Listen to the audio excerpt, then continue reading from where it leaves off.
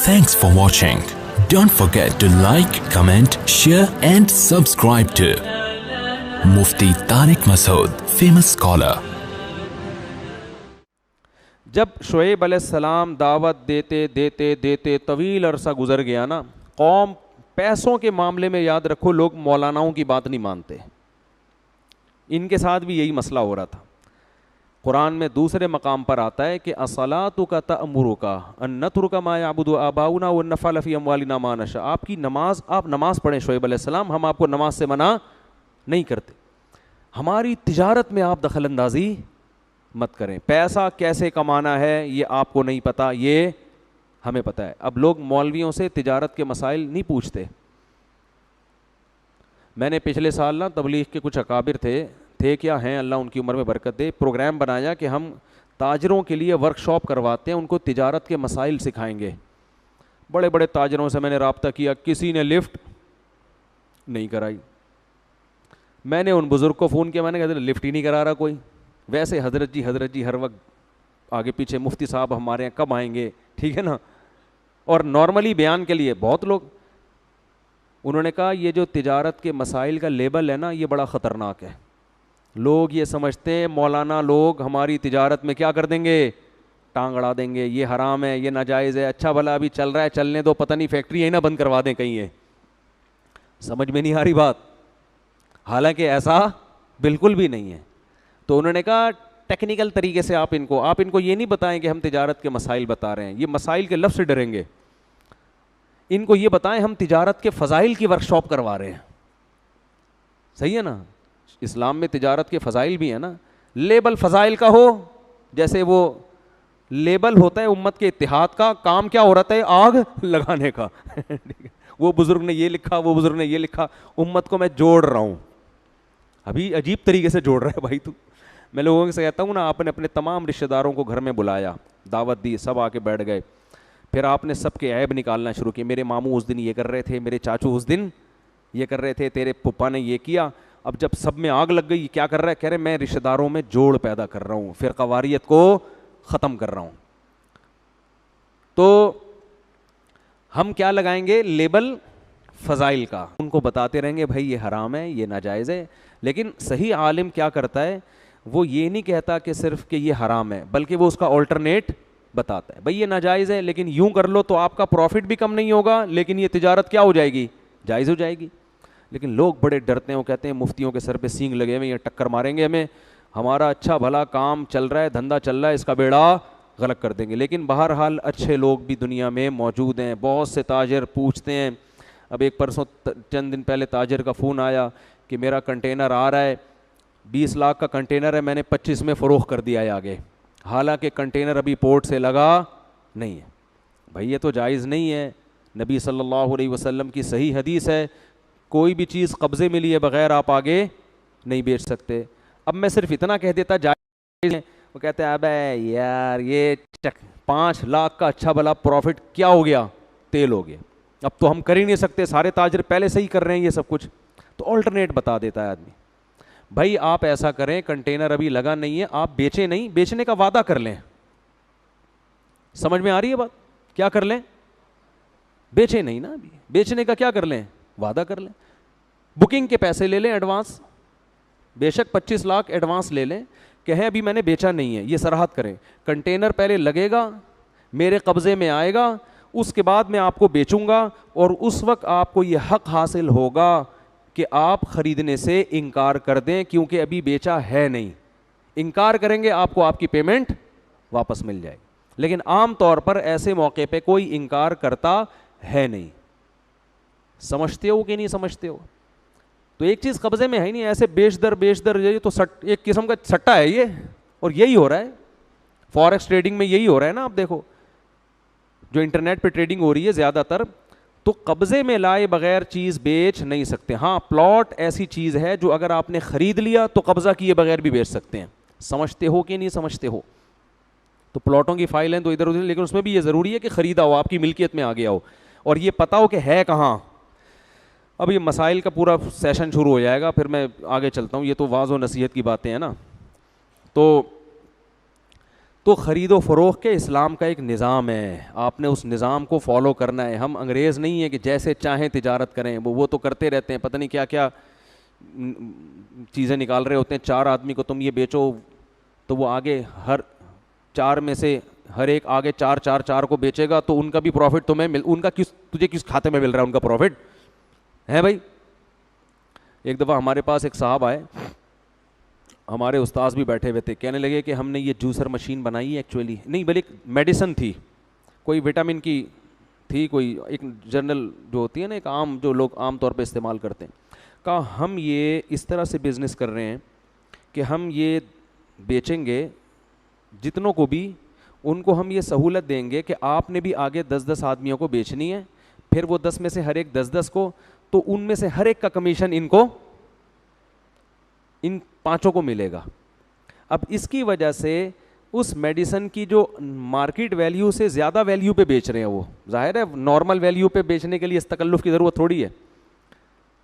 میرے ذمے ہمارے استاذ نے لگایا ہوا تھا, ان کم بختوں کو سمجھو یہ کر کے آ رہے ہیں معذرت کے ساتھ. تو میں ان کے آفس میں چلا گیا, ان کی پریزنٹیشن جو بھی تھی نا وہ سن کر آیا میں.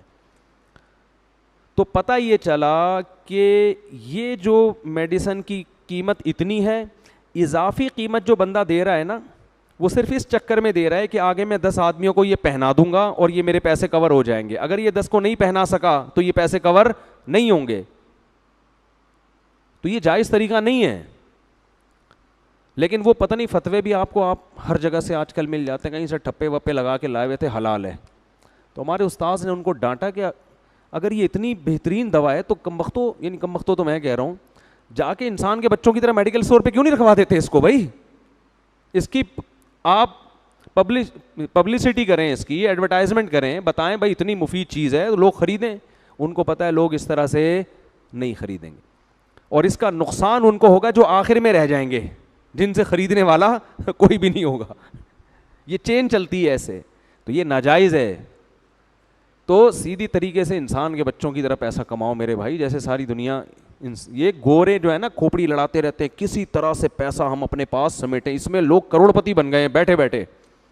اب آپ نے وہ جوسر مشین یا میڈیسن 10 کو بکوا دی اور آپ آرام سے بیٹھ گئے, وہ 10 آگے 100 کو, وہ 100 سے آگے 1000, آپ بیٹھے بیٹھے نوٹ چھاپتے رہتے ہو فری پھوکٹ میں, اور پھر آپ کو کمپنی اتنی سہولتیں دیتی ہے اور یہ اور وہ, اور آپ کو پھر جب مفتی کہے گا یہ حرام ہے تو اتنا پیسہ فری پھوکٹ میں بیٹھا بیٹھا مفتی صاحب کے منہ سے حرام کہتا ہوا اچھا نہیں لگتا. پیسے کی تو بڑا نشہ ہوتا ہے, لت پڑ جاتی ہے میرے بھائی. چرس اور ہیروئن کی لت سے زیادہ یہ لت ہے. اور پیسے کی محبت ختم کرنے کا صرف اور صرف ایک طریقہ ہے, دنیا کو مسافر خانہ سمجھے, W11 سمجھے. او بھائی لٹک کے چلے جائیں گے, روکھی سوکھی کھا لیں گے, جگہ نہ ملی چھت پہ بیٹھ کے چلے جائیں گے, ہم نے تو لانڈی پہ اتر جانا ہے, ہم نے کون سا یہاں بیٹھے رہنا ہے.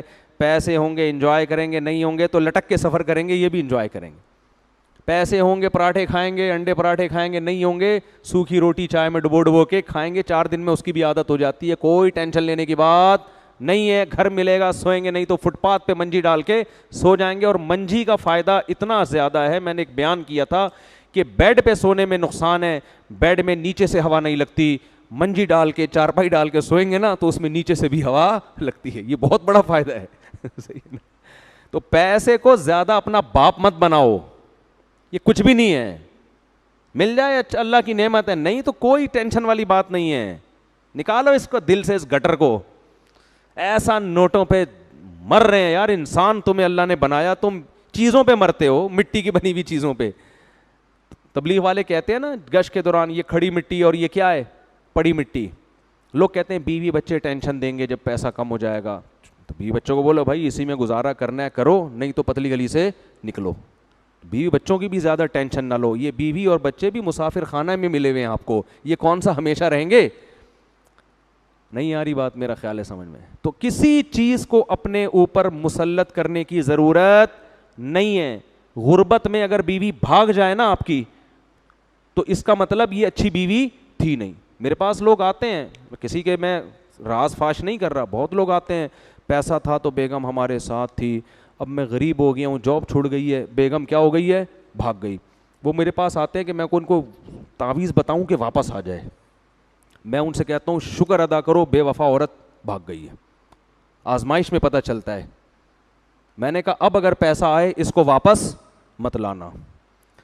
میں نے کہا وہ اس کے دل میں تمہارا غم نہیں ہے, وہ اسے تم یاد نہیں آ رہے جس نے اتنا کھلایا, اور تم اس پر احسان کر کے بھی اس کو یاد کر رہے ہو, اور اس کی بے وفائی کے بعد بھی یاد کر رہے ہو. غیرت مند آدمی غیرت مند سے دل لگاتا ہے, جن کے دل میں غیرت نہیں ہے ان سے محبت نہیں کرتا. میں کہتا ہوں شکر ادا کر, ایسا موٹیویٹ کر کے بھیجتا ہوں, وہ الٹے تعویذ لے کے جا رہا ہوتا ہے کہ واپس نہ آئے. صحیح نا, اس کو میں اور پکا کر دیتا ہوں. میں نے کہا دفعہ لعنت بھیجو. کہہ رہے ہیں بچے بھی بھاگ گئے. میں نے کہا ایسے بچوں پہ بھی لعنت بھیجو. غیرت مند بچے ہونے چاہیے جو باپ کا غم میں ساتھ دیں. نہیں دے تو دفعہ, تو باپ ہے یار, تو بیٹا, تو اولاد تھوڑی ہے. باپ میں اللہ نے استغنا رکھا ہے.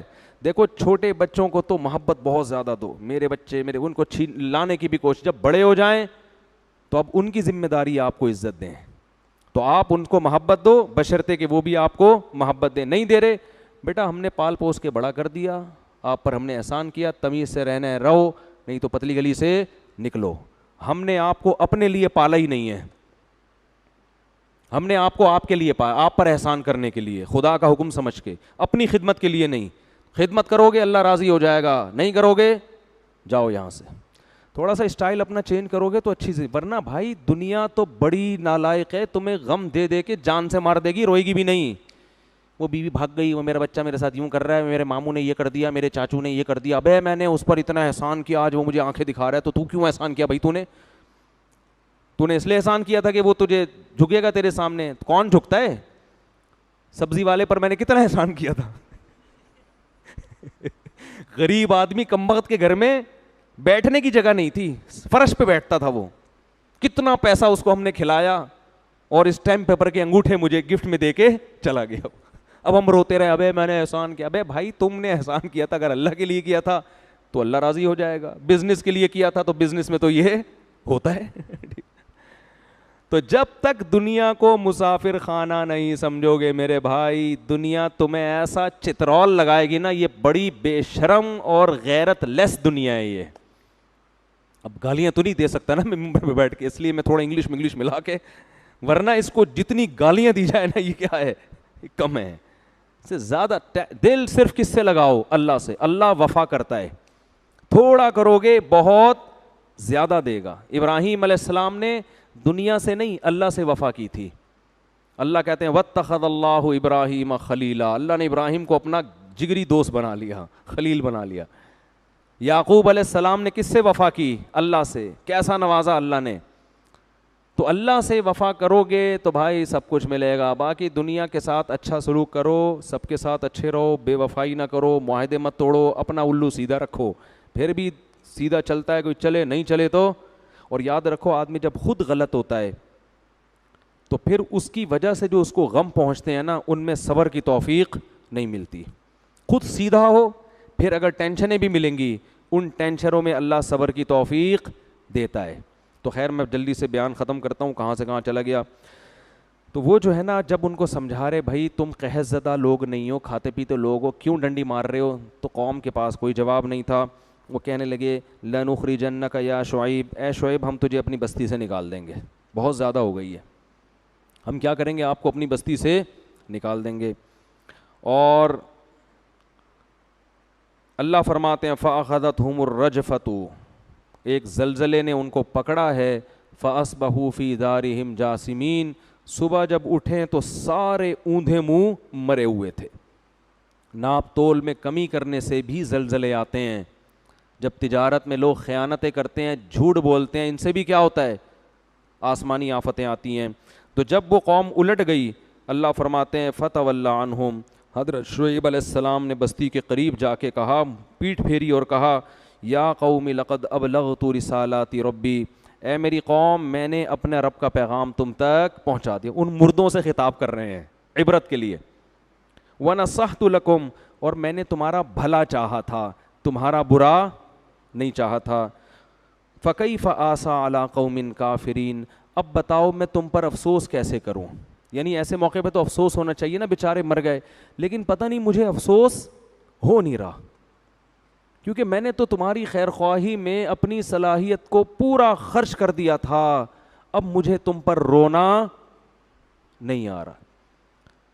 تو اس لیے بھائی اس بات کا بڑا خیال کیا کریں, مالی معاملات میں 2 نمبری بولو نہ کریں.